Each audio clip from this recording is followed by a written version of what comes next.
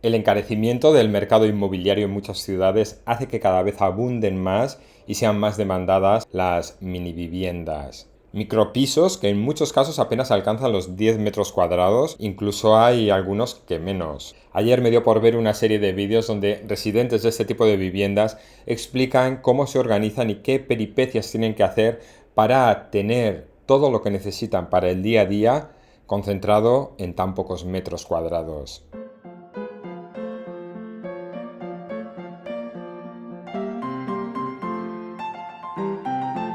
El ingenio en este caso es una baza, saber cómo amortizar el espacio, pero sobre todo saber prescindir de aquello que quizás no sea tan necesario tener. Y por encima de todo, ni pensar en acumular cosas por el mero hecho de tenerlas. Y claro, cuando uno es lector, o mejor dicho, cuando uno es acumulador de libros, al ver este tipo de vídeos lo primero que se nos viene a la cabeza es ¿qué haría yo con mis libros si tuviera que irme a vivir a una microvivienda?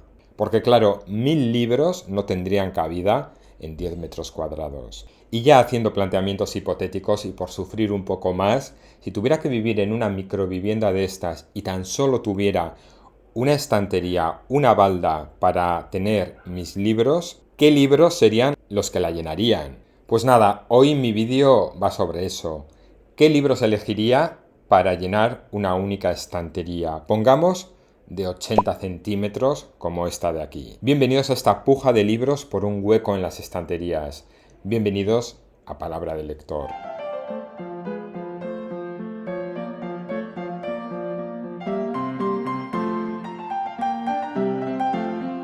Pero antes de empezar con esta especie de reto de cubicaje de libros, dejo claro algunas premisas que van a condicionar los títulos que voy a elegir. Primero, los libros que van a ocupar esta estantería tienen que ser libros que yo ya haya leído. Tendría quizás más lógica llenarla de libros que no he leído, sería más útil, pero bueno, el planteamiento es ese. Y estos libros que no solo me han tenido que gustar, sino que de alguna manera han marcado un cambio en mí como lector o me han permitido hacer algún ejercicio reflexivo importante o me definen como lector, bueno, tienen que tener alguna peculiaridad aparte de que me hayan gustado. Por supuesto, tienen que ser libros, todos los que elija, que quiera volver a leer. De ahí el hecho de guardarlos. Y como última regla, no puedo elegir más de un libro del mismo autor. Dicho lo cual, comienzo. Y comienzo por lo fácil, por uno de mis libros preferidos más recientes, que igual estoy siendo un poco pesado últimamente, pero tenía que estar en esta estantería, que es El gato pardo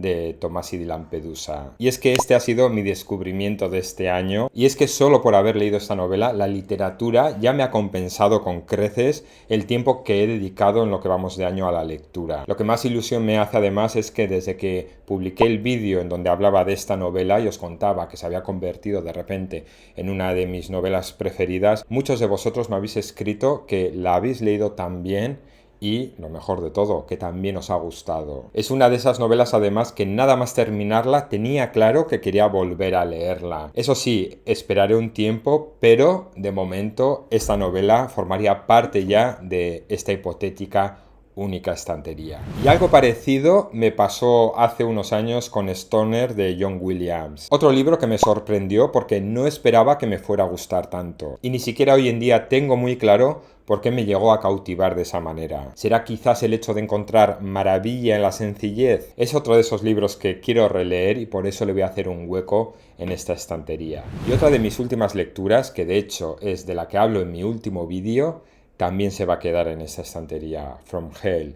¿Y por qué? Pues porque es una lectura que, a pesar de no ser yo un lector asiduo de cómics, de ser un título del que ya había escuchado hablar y además hablar muy bien, y ya sabéis lo que pasa cuando uno escucha hablar tan bien de una novela, que nos creamos unas expectativas tan altas que luego tenemos miedo a leerla y que nos defraude. Y a pesar además que la letra de esta novela para mí era bastante pequeña y que el comienzo me tuvo un poco aturdido, a pesar de todo esto que comento, se ha convertido en toda una experiencia su lectura. Es ese tipo de lecturas que una vez terminadas, cierras el libro, lo colocas en la estantería, pero tu cabeza sigue metida en la historia. Así que, por lo visto, mis últimas lecturas pesan mucho más en estas decisiones que estoy tomando, porque From Hell, como digo, también se quedaría en esta estantería. La pondría así porque me encanta la cubierta, pero estoy desaprovechando espacio y se trata de meter el máximo de libros posibles. Y continúo ahora con una terna de novelas que sí o sí tienen que estar en mis estanterías. Y estas novelas son Drácula de Bram Stoker, Frankenstein de Mary Shelley y El extraño caso del Dr. Jekyll y Mr. Hyde de Robert Louis Stevenson. ¿Y por qué? Bueno, Drácula es mi novela de cabecera con la que arranqué este proyecto de Palabra del Lector, y es una novela que aúna una historia de terror icónica, un villano implacable con una mente aguda y una novela estructurada y narrada de manera muy atractiva. Para mí el comienzo, cuando Jonathan Harker está yendo hacia el castillo del conde y su estancia en este castillo, es de lo mejor que tiene esta novela. Por otro lado, para mí Frankenstein es una novela que es una maravilla y que no tiene desperdicio. Un ejemplo de cómo, pese a que muchas veces seamos indiferentes a realidades que tenemos en nuestro entorno, no por ello conseguiremos escapar de ellas. Esta es otra de esas obras que marcarían un hito dentro de la literatura gótica y cuya lectura nos deja interpretaciones muy interesantes. Por eso la quiero volver a leer en algún momento y por eso me la quedo. Y El extraño caso del Dr. Jekyll y Mr. Hyde de Stevenson es una novela breve pero muy profunda, con la que nos plantearemos, ¿somos por naturaleza buenos o malos, o ambas cosas? Y esto en un ambiente de misterio y terror que para mí la convierten en una lectura imprescindible. No me muevo mucho del género ni casi de la ubicación porque continúo con una novela que es la única novela de su autor y que sí o sí tendría que estar en esta estantería. Me refiero al Retrato de Dorian Gray de Oscar Wilde. Esta novela no solo entretiene, sino que además nos plantea reflexiones acerca del envejecer, de la mortalidad, del poder de la juventud y la belleza, y en general sobre la estética y el arte. Oscar Wilde es un autor increíble que además fue todo un personaje en su momento, con un sentido del humor mordaz y crítico, y cuyo pulso a la moral victoriana le traería consecuencias bastante nefastas. Dejo ahora lo gótico a un lado, que quizás continúe luego con ello si tengo más espacio en la estantería, para detenerme ahora en una novela controvertida, pero que a mí personalmente me cambió completamente los prejuicios que tenía sobre ella y ahora la considero una obra maestra que quiero que se quede. Me refiero a Lolita de Vladimir Nabokov. Para empezar, esta es una novela que yo nunca he querido leer por voluntad propia. Un título que conozco desde siempre, pero que lo asociaba a una historia que también creía conocer y que no me apetecía mucho leer. Sin embargo, gracias a una lectura conjunta, accedí a leerla y nada más comenzar la lectura, dije, ¿qué es esto? Y supe que independientemente de que la historia me gustara más o menos, que fuera más oscura, turbia o sucia, solo por cómo estaba escrita, por el estilo del autor, por este contraste entre lo que nos cuenta y cómo nos lo está contando, ya es una lectura que sabía que me iba a compensar leer. Además, gracias a esta lectura, accedí a la obra de Nabokov y pude leer otros títulos del autor que también me han gustado bastante. Ahora a continuación traigo una serie de títulos que he elegido para representar a sus autores porque de ellos he leído varios títulos y de ellos me considero fan, así que por lo menos para que estén representados he elegido alguno de sus libros. Por eso, representando a Arthur Conan Doyle, elijo El perro de los Baskerville. Conan Doyle es un autor muy prolífico que además se movió con mucha soltura y maestría en distintos géneros literarios y además fue el padre creador de uno de los detectives más inteligentes, observadores y deductivos que ha tenido la literatura. Por eso selecciono esta novela, porque aquí vamos a encontrar un caso muy interesante donde conoceremos lo mejor de Sherlock Holmes y de su ayudante Watson. Para representar a Stefan Zweig, un autor que yo comencé a leer hace 3 o 4 años, pero que desde entonces he leído más de 10 títulos. No sabría decir por qué, pero elijo Carta de una desconocida. Una historia breve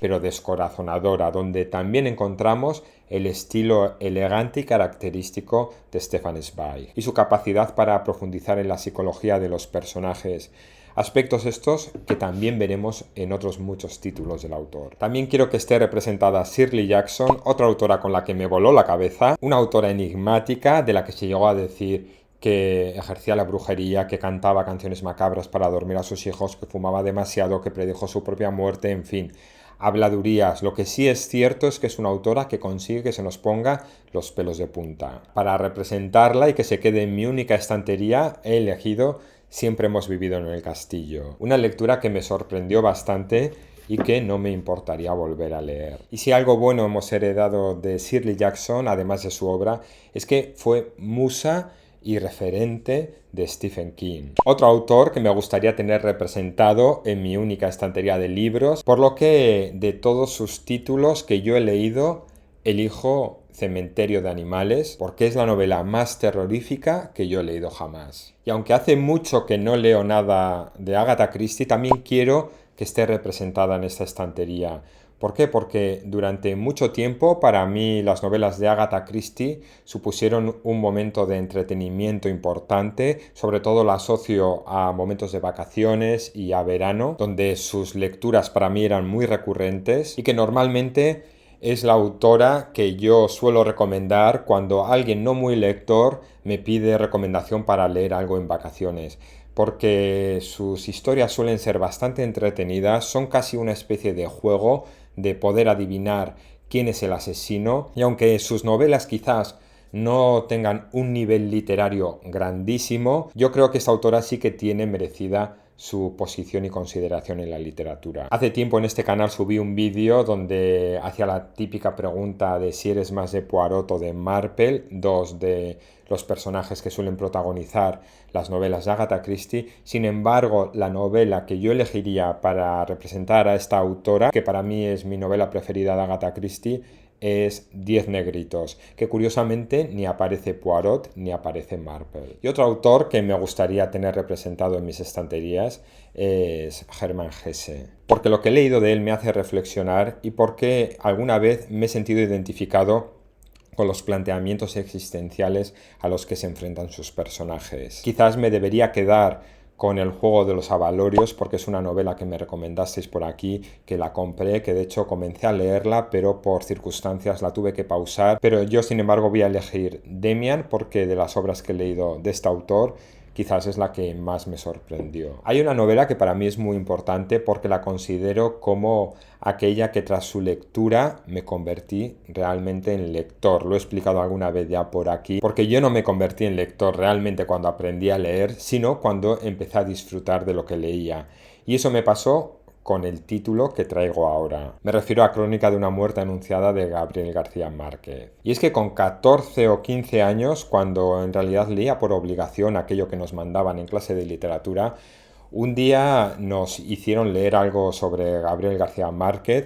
Yo no sé cómo llegué a Crónica de una muerte anunciada, seguramente porque entre las obras que había para escoger era la más breve, y aluciné porque de repente desde el principio, y no es para menos, me vi súper enganchado a la historia que estaba leyendo. Y fue la primera vez, más allá de lecturas infantiles o juveniles, que leí un libro de un tirón, que disfruté de la lectura, del proceso en sí, y que además luego me apetecía seguir hablando de la novela y comentarla. Desde entonces la he leído un par de veces más, y aunque quizás debería elegir 100 años de soledad para tenerla en mis estanterías, porque igual como obra es más grandiosa y porque además es una obra que quiero volver a leer antes de volver a leer otra vez Crónica de una muerte anunciada, creo que, sin embargo, Crónica de una muerte anunciada se ha ganado por peso su estancia en esta estantería. Así que esta es la novela que elijo de Gabriel García Márquez. Otra novela que leí en aquella época, que también me gustó y que años después la releí y la entendí todavía mejor, fue Rebelión en la Granja de George Orwell. Y es que con esta novela entendí que hay formas originales de contar las cosas, que hay formas diferentes de entender la historia, que un libro sirve también para volcar una crítica y que muchas veces una lectura bien hecha requiere de leer entre líneas y de ir un poco más allá de lo que vemos a simple vista. Y aunque en cuanto a contenido quizás del mismo autor, 1984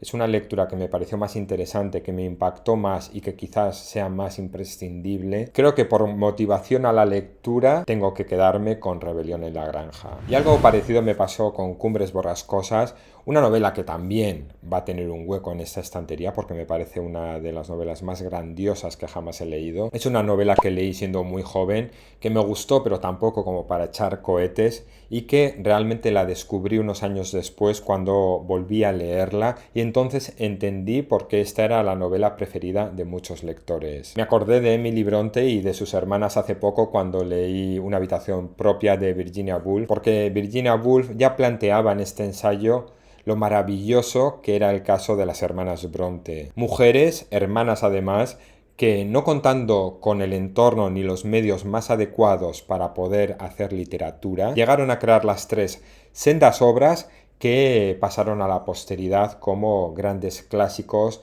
de la literatura universal. Y como las buenas historias, la buena literatura no siempre es cuestión de tamaño, de grandes volúmenes y de obras extensas, hay ciertos libros que quiero que se queden en esta estantería precisamente por eso, porque pese a su brevedad, pese a su economía de palabras, consiguieron grandes historias que a mí me impactaron. Por ejemplo, las siguientes. Bartleby el escribiente, de Herman Melville. Este libro me parece una maravilla, una joya. A pesar de que Moby Dick es la obra monumental de Melville, su gran trabajo, que a mí además me encantó y que no le quito ningún mérito. Sin embargo, a mí consiguió cautivarme con esta pequeña novela, casi un relato, y cuyo protagonista nos ha dejado una de las frases más famosas de la literatura. Preferiría no hacerlo.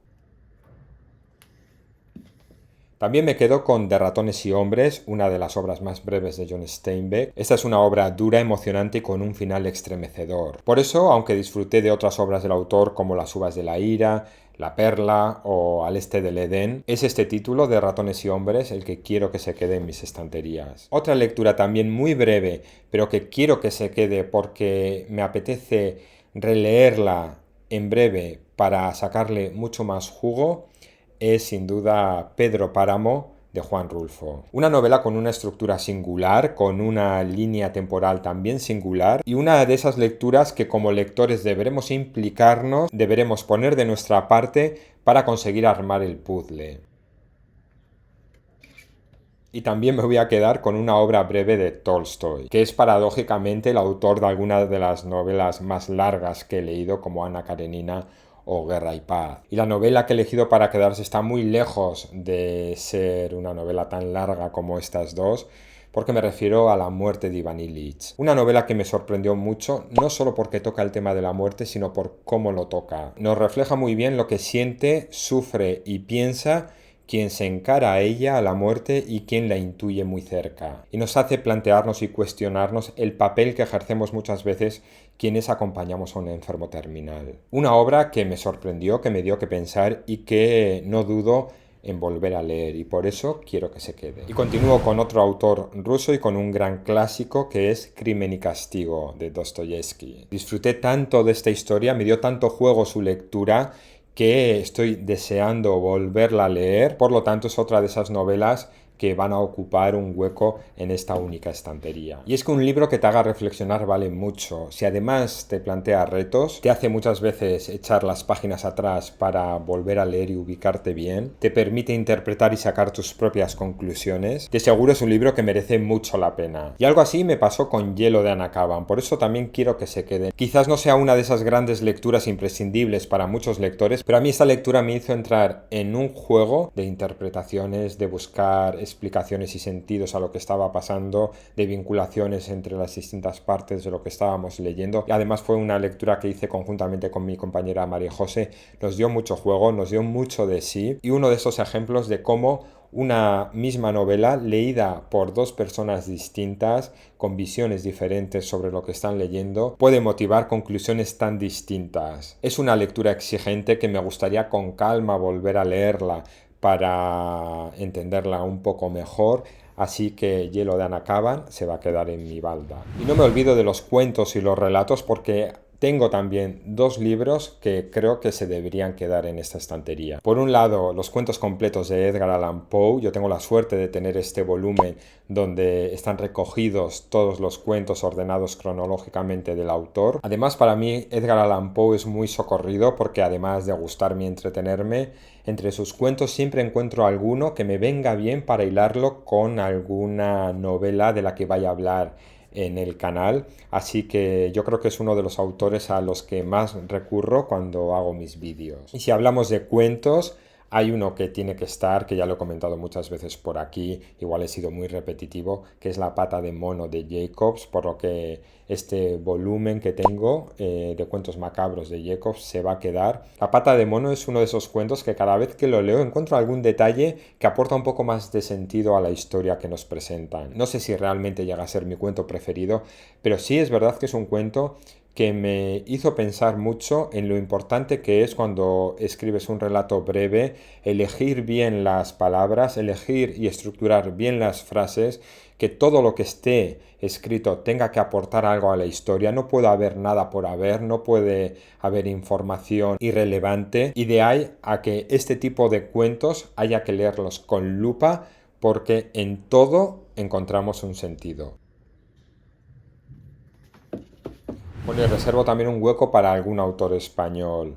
En este caso, y tras pensarlo mucho, creo que la novela que se va a quedar es La Regenta de Leopoldo Alas Clarín. ¿Y por qué? Porque es una novela que además de abanderar a los grandes clásicos españoles, su lectura a mí me llamó mucho la atención por la magistral y despiadada forma de describirnos el entorno en el que se van a mover los personajes, por la sensibilidad que se palpa en la narración, por los personajes que van a pasar por esta historia, por los temas que se tocan y por la historia en sí. Y porque aparentemente una historia que se puede resumir de una forma muy sencilla puede dar tanto juego y tanto de sí. Es una historia que además se va cociendo a fuego lento y que sorprendentemente a mí me gustó mucho más de lo que esperaba. Si ahora mismo tuviera que decir qué es literatura, para mí es esta obra.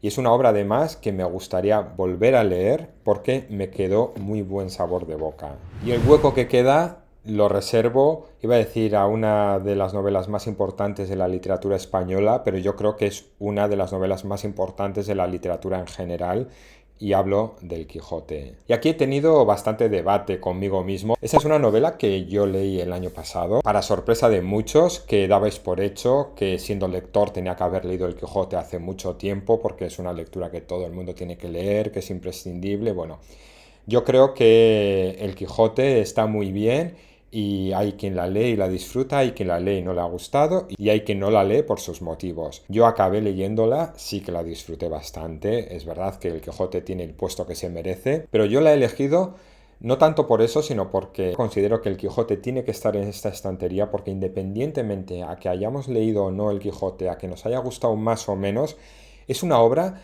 que forma parte de nuestra cultura y que ha estado siempre a nuestro alrededor. Todos hemos estudiado alguna vez el Quijote en el colegio, o hemos leído algún fragmento, o algún cómic, o lo hemos visto en la tele, o hemos visto interpretado. Es una obra que, queramos o no, todos hemos tenido cerca de alguna manera, y así como mucha gente tiene una Biblia en casa aunque no la lea, yo creo que el Quijote debe estar en nuestras estanterías por si en algún momento nos da por leerla, por si queremos hojear algún capítulo, ni siquiera leerla completamente, casi ya como un objeto popular que tenemos en todas las casas. Por lo tanto, el Quijote se va a quedar en esta estantería. Y como veo que me queda un hueco pequeño, voy a aprovechar para colar este libro que se me ha pasado, que son Las leyendas de Bécquer. Y como tengo dos, me voy a quedar con este, que está ilustrado y que es una edición muy vistosa, porque siempre la puedo dejar sobre la mesa, que además de decorativa es muy tentadora para las visitas que siempre acaban